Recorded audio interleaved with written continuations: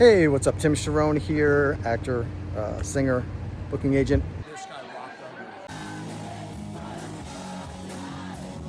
And I had someone ask me for advice because they got a gig as a stand-in, and I'm a full-time stand-in on 911 Nashville on ABC. That's where I am today. So they asked for my advice, and I want to give you guys my advice because when I first got the gig, when I was getting the gig on 911 Nashville to be a full-time stand-in, I didn't know what a stand-in was or did on a set. And so I actually looked it up on YouTube and watched a few videos so that when I went in for the first day, I kind of had an idea of what the heck I was doing.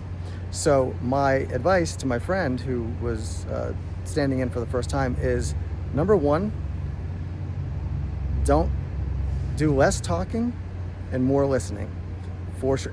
I mean, that goes for a lot of things, but especially when you're working on a set and you're new, people tend to want to talk a lot.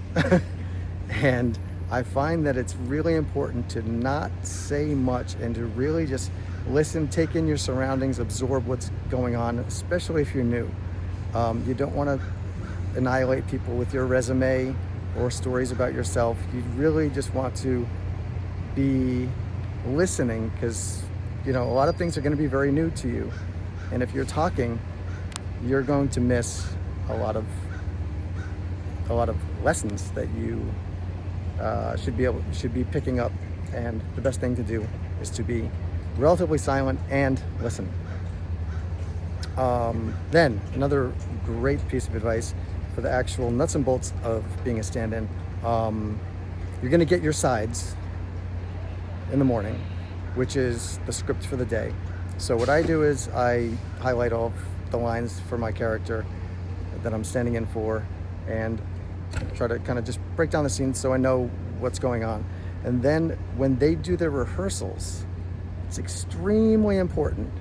I take notes as to the blocking, which means where they're going to be moving and their marks, where they're going to be. So in other words, if there is a part in the scene where the person or another person says a certain line, and then your character moves across the room to get a cup of coffee, write that on your script. Take notes. I mean, it's great to just kind of memorize everything that the person's doing, but my memory's not that great, so I'm not that smart, so I just write it down in the margins on the script /sides. This is extremely important, and I learned this almost the hard way, but this will really help because you basically want to know exactly where your character that you're standing in for is going to be standing / where their marks are and when they go to those marks. That's really the most important thing. I mean, I memorize my lines just because, you know, I'm an actor. I do film and films and commercials and stuff like that. So I memorize my lines for practice, you know,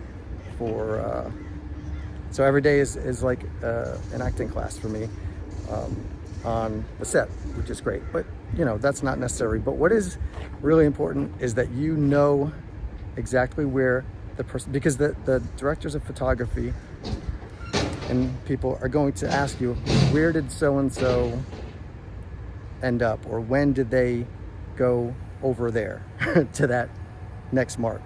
And you need to know that. You don't want to rely on them telling you because you want to make their job easier. You want to help everybody on the set, especially the camera people and the directors of photography.